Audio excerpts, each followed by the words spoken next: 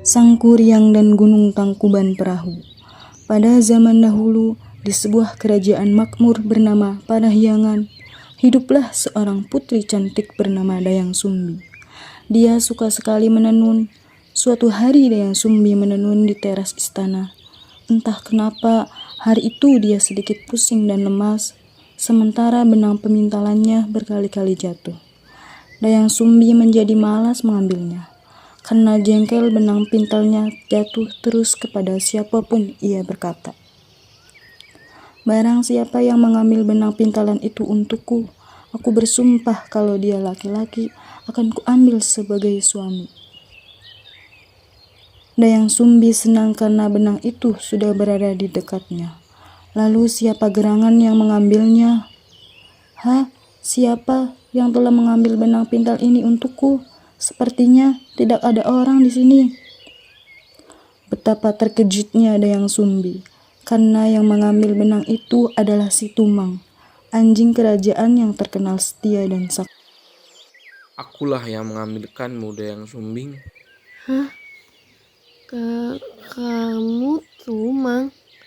Berarti kamu akan menjadi suamiku? Bagaimanapun, Dayang Sumbi tidak bisa mencabut sumpahnya. Dia pun menikah dengan si Tumang.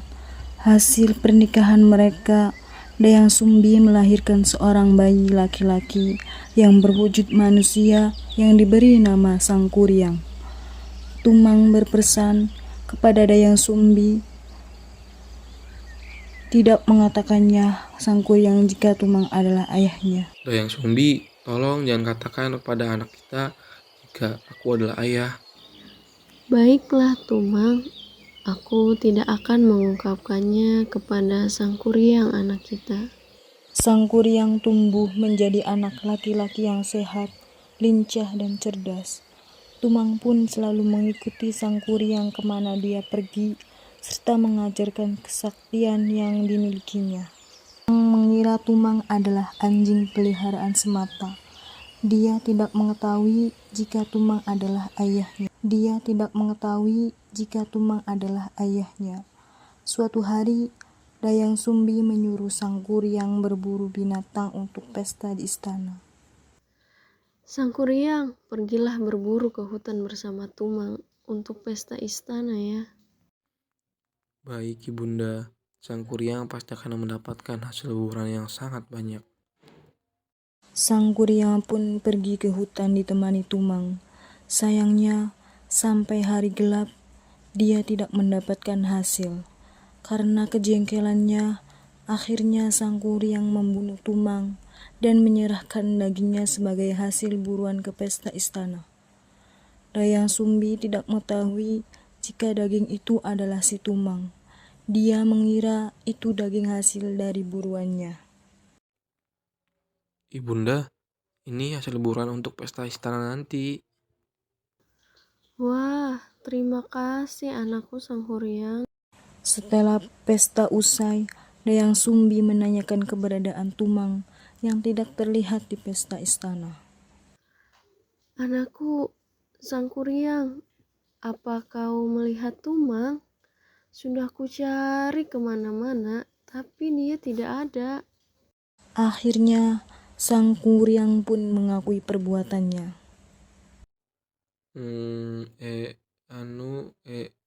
Itu Bunda.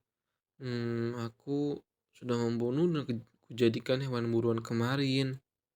Apa? Kenapa kau melakukan itu, Sang Kuryang?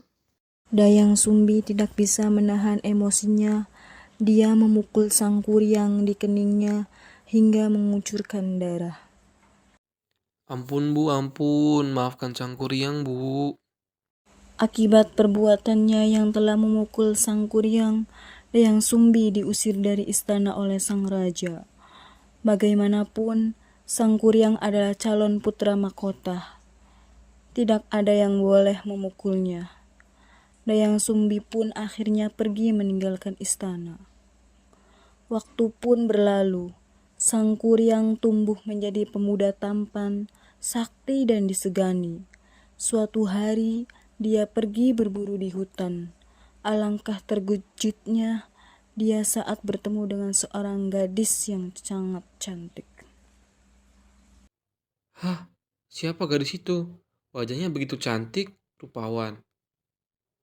Sang Kuryang tidak tahu jika perempuan itu adalah Dayang Sumbi ibunya. Begitu pula sebaliknya, mereka saling jatuh cinta.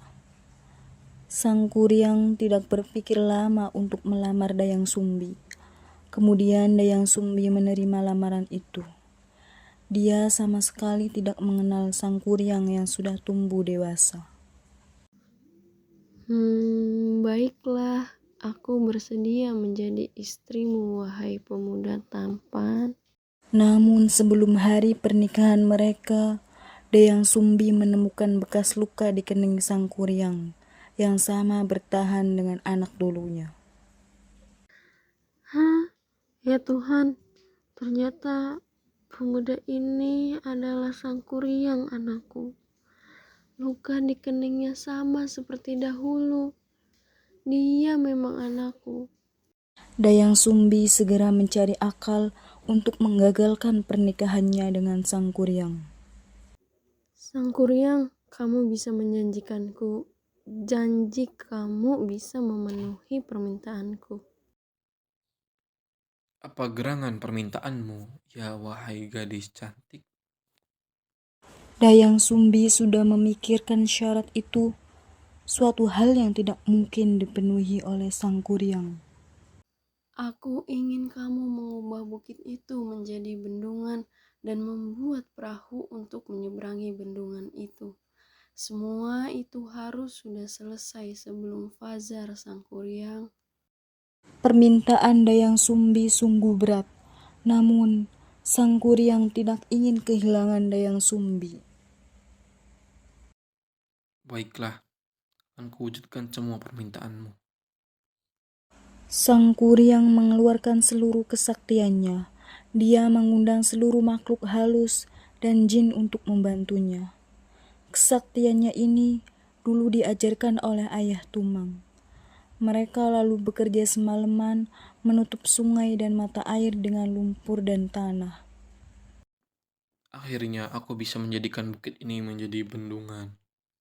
Saat semua sudah terbendung, Sang Kuryang pergi menebang pohon raksasa dan mulai membuat perahu yang sangat besar. Sekarang tinggal membuat perahu besar untuk menghancurkan tempat ini. Aku pasti bisa.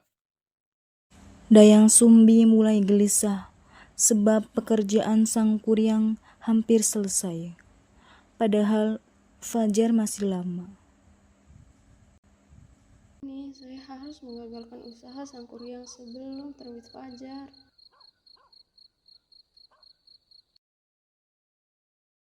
Dayang Sumbi berdoa dengan khusyuk kepada Tuhan agar usaha Sang Kuryang gagal. Ya Tuhan, bagaimana mungkin aku menikah dengan anakku sendiri? Itu tidak mungkin. Tolonglah percepat fajar datang, agar semua makhluk halus itu pergi dan tidak ada yang membantu Sang Kuryang untuk menyelesaikan pembuatan perahu besar itu sebelum fajar tiba. Keajaiban pun terjadi. Matahari terbit lebih cepat. Usaha Sang Kuryang pun gagal. Hah? Sudah pagi. Padahal perahu yang aku buat belum selesai.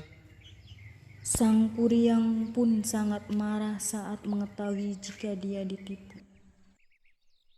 Siapa sebenarnya kau ini? Kau sudah menipuku. Tega sekali kamu. Dayang Sumbi menangis mendengar kata Sang Kuryang.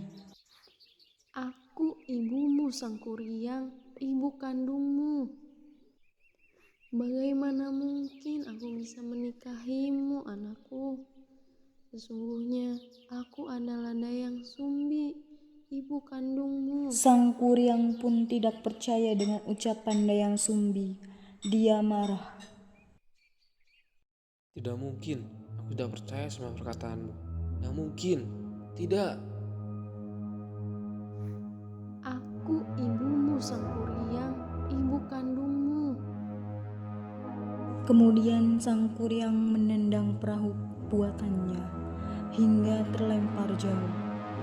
Perahu itu jatuh dengan posisi terbalik dan berubah menjadi gunung yang hingga sekarang